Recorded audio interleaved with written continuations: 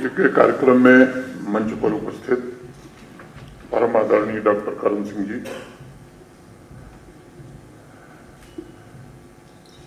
Kashmir university की vice chancellor professor Nilofar Khan साहिबा, doctor Khwaja Khan Ahmad साहब, doctor Jyotsna Singh ji, doctor Shams Iqbal ji, doctor Nasreen Sharma ji, Kashmir writers association के अध्यक्ष डॉक्टर फिदा फिरदौस साहब, सभागार में उपस्थित प्रशासन के वरिष्ठ अधिकारी, सभी आमंत्रित अतिथिगण, दुनिया के सबसे बड़े देवियों, सज्जनों और नौजवान मित्रों, आज श्रीनगर में इंटरफेथ डायलॉग का आयोजन इस बात का प्रमाण है कि पूरे दुनिया में भारतवर्ष एक ऐसी प्राचीन सभ्यता है जिसने युगों युगों से मानवता को ज्ञान, विवेक और कोएग्जिस्टेंस सह अस्तित्व का मार्ग दिखाने का काम किया है। ये वह भूमि है जहाँ हर धर्म को आश्रय मिला, हर विश्वास को विकसित होने का पर्याप्त अवसर मिला और जहाँ मनुष्य को शांति तथा सद्भाव के साथ जीने की शिक्षा भी दी गई। मेरा मानना है कि भारत की पहचान सभी धर्मों के प्रति सम्मान में ही निहित है। अगर प्राचीन काल से हम देखें तो भारतवर्ष ने ऐसी मिट्टी तैयार की जिसमें प्राचीन आस्थाएं समान रूप से विकसित हो सके। आज संपूर्ण विश्व इस तथ्य को स्वीकार कर रहा है कि संसार में सबसे प्राचीन रूप से अगर हम कहें मत, आस्था, पूजा पद्धति जो भी हो या विश्वास, ये जो भारत प्राचीन भारत था, इन लोगों ने किसी पर थोपने का काम नहीं किया और जिसे अनेक नाम दिए जाते हैं। डॉक्टर करण सिंह जी ने कहा हिंदू धर्म, बहुत लोग सनातन धर्म भी कहते हैं। तो इन लोगों ने सबको स्वीकार किया, अपनाया और सभी के विकास को प्रोत्साहित भी किया और अनेक धर्मों के यहाँ आगमन के पूर्व हमारे यहाँ धर्म के बारे में जो बात कही गई, धारयति इति धर्म, माने धर्म का अर्थ है जो धारण करने योग्य है। जो धारण करने योग्य नहीं है उसे धर्म कहा नहीं जा सकता। ऋग्वेद में तो हमारे यहाँ कहा गया कि यच्चिदति सत्वताम असिंद्र साधारणस्तम, हे ईश्वर, क्योंकि तुम सभी जनों के स्वामी हो इसलिए हम तुम्हारा आह्वान करते हैं। और अभी करण सिंह जी ने जो कहा उसको मैं दोहराना चाहूंगा और आगे वहीं कहा जा रहा है कि एकम सद विप्रा बहुधा वदन्ति, माने सत्य एक ही है लेकिन विद्वान उसे अपने अपने ढंग से बताने का काम करते हैं। 5000 वर्ष पूर्व अथर्ववेद में ये बात कही गई कि जन्म बिभ्रति बहुधा विवाजसम नाना धर्माण पृथ्वी यथोकसम।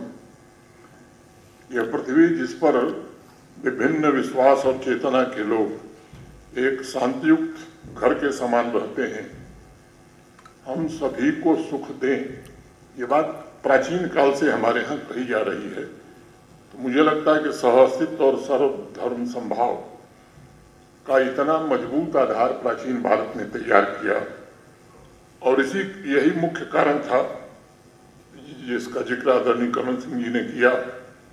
ईसाई धर्म हो, यहूदी हो, इस्लाम हो, पारसी परंपरा हो, अनेक धार्मिक धाराओं को भारत में एक ऐसा वातावरण मिला जहाँ वे केवल सुरक्षित ही नहीं रहीं बल्कि समृद्ध भी हुई। वैचारिक, आध्यात्मिक और सांस्कृतिक शब्दावली में मुझे लगता है कि मैं इसे भारतीयता कहता हूँ और अभी ख्वाजा साहब ने हिंदुस्तानियत कहा। और यहीं सर्वधर्म संभाव या सत्य की खोज, विविधता में एकता और वसुधैव कुटुंबकम जैसी साझा सांस्कृतिक चेतना का दर्शन भी इसी मिट्टी में पैदा हुआ है। जो हमारे प्राचीन ग्रंथ हैं, वेद और उपनिषद, ये 5000 वर्षों से भी अधिक पुरानी ज्ञान परंपरा के प्रतीक हैं और इन सभी ग्रंथों में बराबर सामंजस्यपूर्ण जीवन का संदेश ही दिया गया है। मानवता को ये शिक्षा दी गई है कि विभिन्न आस्थाओं के लोग एक दूसरे के विश्वासों का सम्मान करते हुए एक साथ रहें। हम मनुष्यों में न कोई बड़ा है और न ही कोई छोटा है।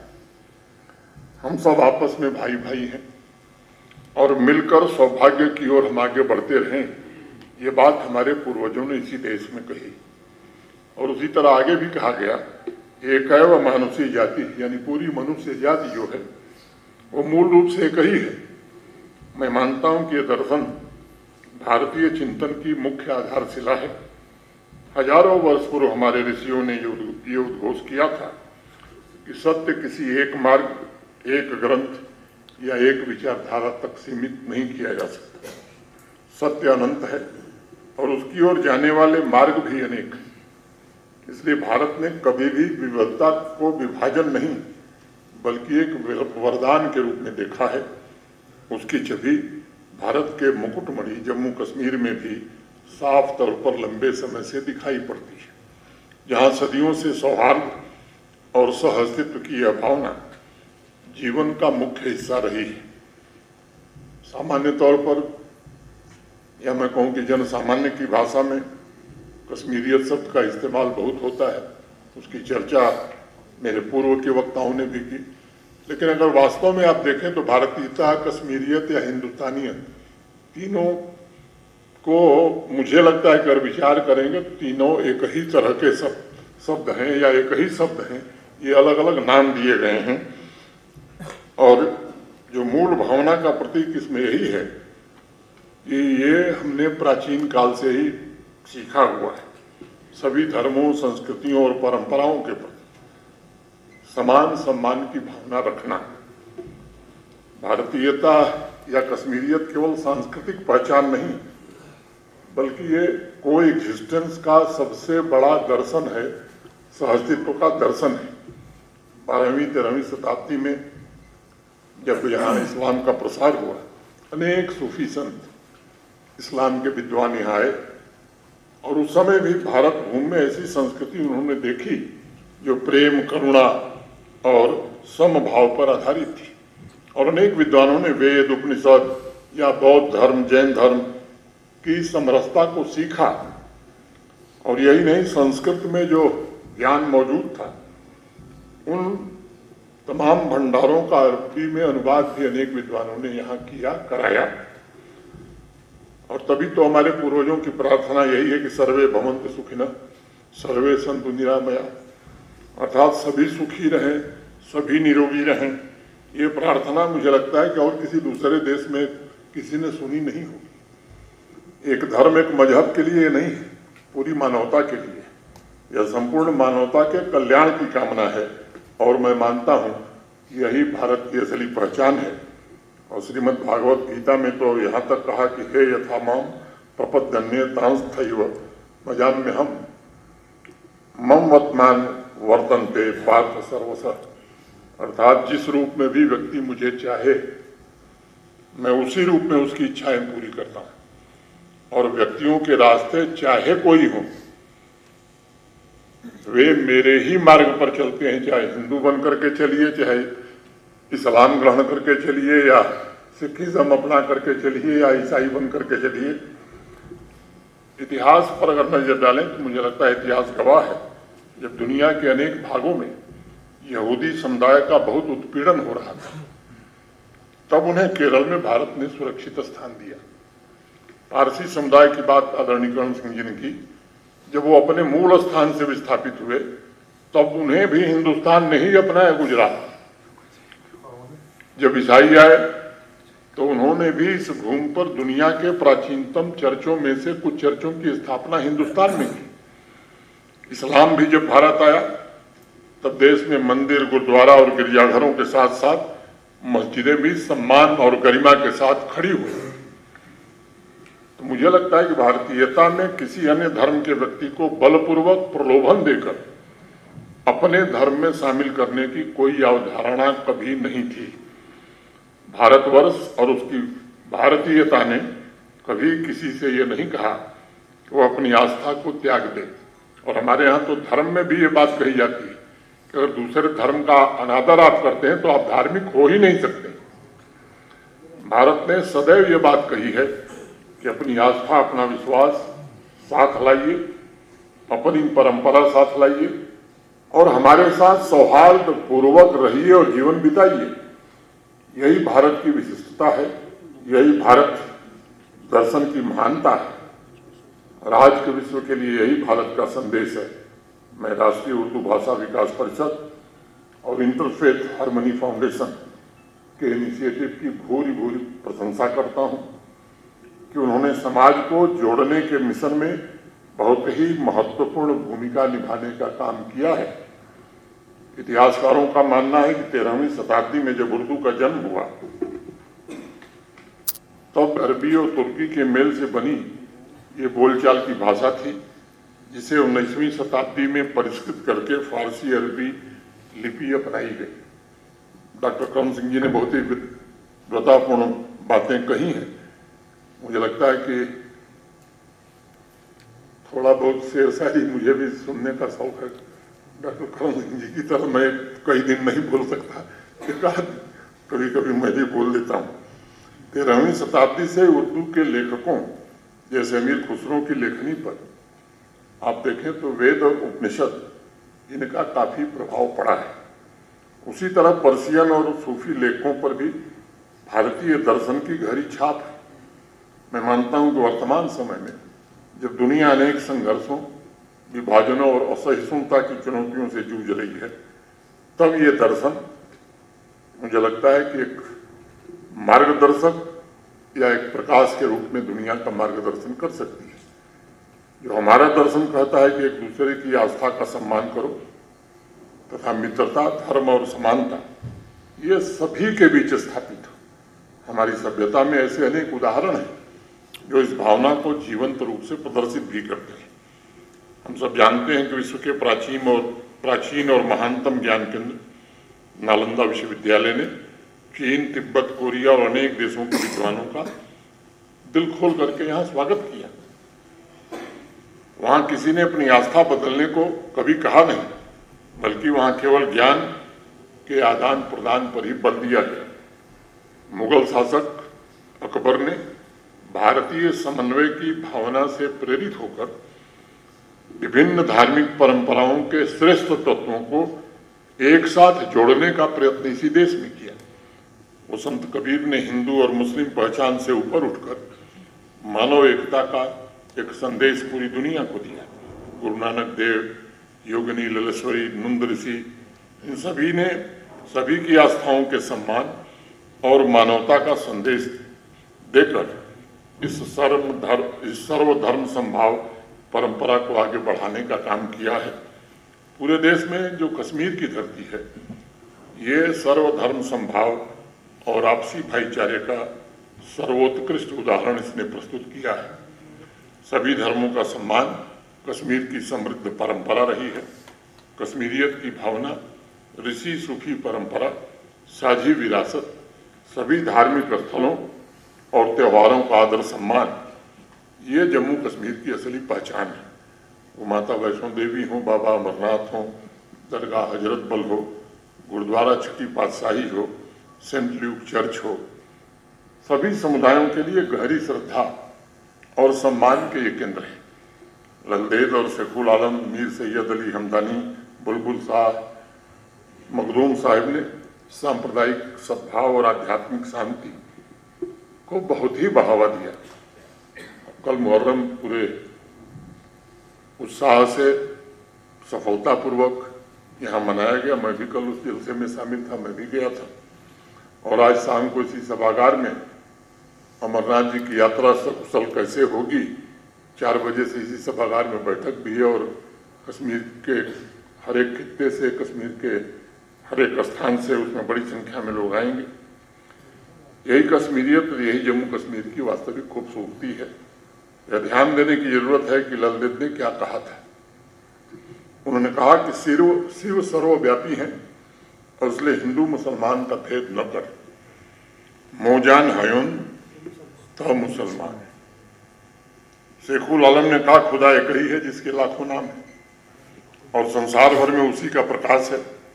खुद ये कोई नाव छुस लछा। मैं भारतीयता और उससे उपजी कश्मीरियत के इस स्वभाव को भविष्य के लिए मार्गदर्शक के रूप में देखता हूँ और ये आज मैं कह सकता हूँ कि आने वाले भविष्य में भारत ही दुनिया को सौहार्द का मार्ग दिखा सकता है या उसका दीप स्तंभ बन सकता है। आज दुनिया धर्म, भाषा, नस्ल और विचारधाराओं के आधार पर विभाजित दिखाई पड़ती है, परंतु पूरी दुनिया को ये विश्वास है कि भारतीय दर्शन इन विभाजनों को पाटने की क्षमता रखता है। हमारे ऋषियों ने सिखाया कि संपूर्ण मानवता एक परिवार है। महाउपनिषद का प्रसिद्ध वाक्य वसुधैव कुटुंबकम अर्थात समस्त विश्व एक परिवार है, यह भारत का जीवन दर्शन है। यदि विश्व इस सिद्धांत को अपनाता है तो संघर्ष कम होंगे, शांति का विस्तार होगा। मैं वैश्विक समुदाय तथा आवाम के सभी वर्ग और सभी धर्म के लोगों से निवेदन करूंगा कि हमें अपनी प्राचीन ज्ञान परंपरा को जीना चाहिए। विश्व के साथ सौहार्द, सहअस्तित्व और मानव एकता का ज्ञान साझा करने के लिए भारत के लोगों को भविष्य में भी अपने उत्तरदायित्व का निर्वहन करना होगा। आज के इस इंटरफेथ डायलॉग से जरूर ये संदेश जाना चाहिए कि भारत एक महान विचार है, ऐसा विचार जो कहता है कि मानवता के साथ मिलकर ही जीना चाहिए, ऐसा विचार जो हर आस्था के सम्मान की बात करता है, ऐसा विचार जो पूरी दुनिया को एक परिवार मानता है। मेरा निवेदन होगा कि हम इस विचार को मिल करके आगे बढ़ावें। हम दुनिया को ये याद दिलाएं कि शांति संभव है, सौहार्द प्राप्त किया जा सकता है और सभी धर्मों के प्रति सम्मान ही उज्जवल भविष्य की गारंटी है। मेरी प्रार्थना है ईश्वर से कि हम अपने वेद उपनिषद की शिक्षा, अपने सभी महान संतों, ऋषियों, सूफियों के आदर्शों और भारतीयता की भावना को अपने जीवन में उतारें। क्योंकि गांधी जी एक बात बार बार कहते थे कि जो कुछ हम कहते हैं वो करके दिखाएं। जो हम कहते हैं अगर कर नहीं सके तो मुझे लगता है उस कहने का कोई अर्थ नहीं होता है।